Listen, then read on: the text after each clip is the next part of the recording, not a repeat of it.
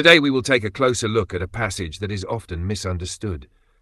Mark 12:18-26. At first glance, this text seems to be about marriage in the resurrection, about angels, and about what life after death will be like.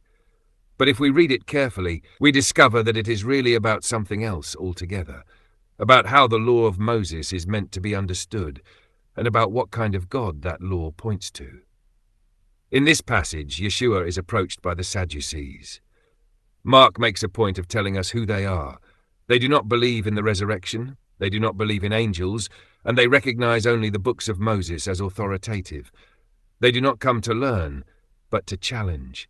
They present a thought experiment based on the levirate law, a law given to protect widows and preserve life in a mortal world. The Sadducees describe a woman who marries 7 brothers in succession, because each of them dies without children. Then they ask the question, when the dead are raised, whose wife will she be? Their aim is not to find an answer. The legal problem would already arise with 2 husbands. The choice of 7 is a rhetorical device. The number signals completeness and exaggeration.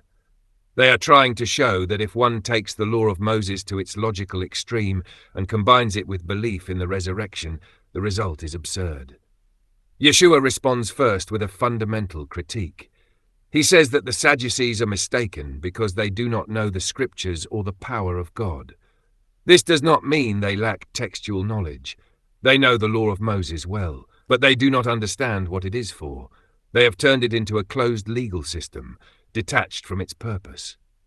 When Yeshua says that the resurrected are like the angels, this is often read as a teaching that humans will be transformed into angels after death.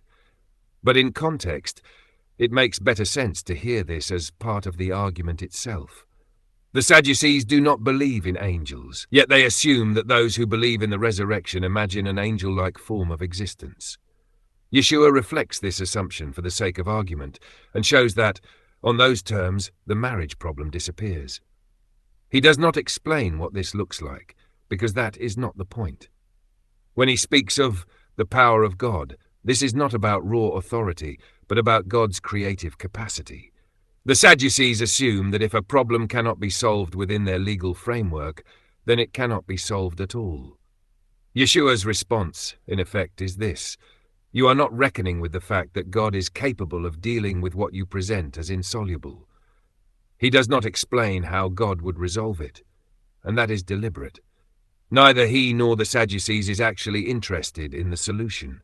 Instead, Yeshua turns to the book of Moses, to the story of the burning bush. There, God does not say that he was the God of Abraham, Isaac, and Jacob, but that he is.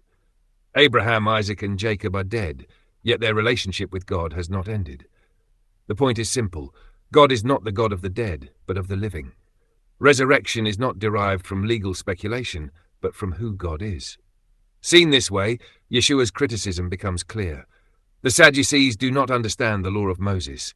They use laws given for mercy to deny the hope of life. The levirate law itself was meant to protect the vulnerable and preserve life in a world marked by death. When it is used to trap God in legal contradictions, the heart of the law has been lost. This passage, then, is not really about angels, nor about detailed rules for the afterlife. It is about the intention of the law. And Yeshua points us back to what lies at its core: mercy. When one becomes entangled in legal details and loses sight of this, one inevitably goes astray. This is where the text must land. God is not the God of the dead, but of the living. The law of Moses does not point toward absurdity or despair, but toward life, and toward a God whose power is always greater than the problems we construct. Thank you for listening to the Yeshua community. As always, you are welcome to leave comments, questions, or reflections. Peace and blessings.